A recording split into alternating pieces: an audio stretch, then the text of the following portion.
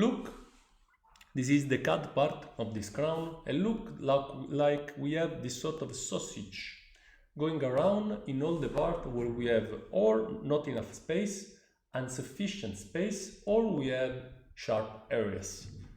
Sharp areas and thin areas are areas where we have this kind of situation.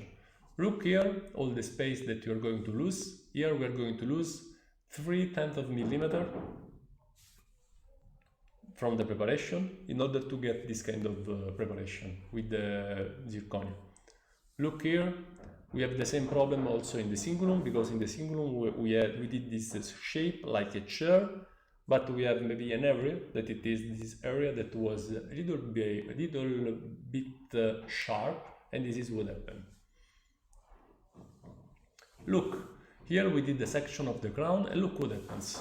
We have the shape of the crown, but in this part it's not able for the milling machine to shape in the same way of the abutment, and this is what we get.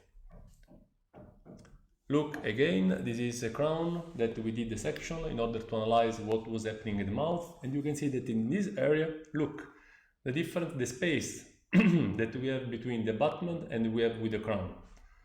This happens always when we have these two different situations, and this is something that when we work with wax, this is not going to happen.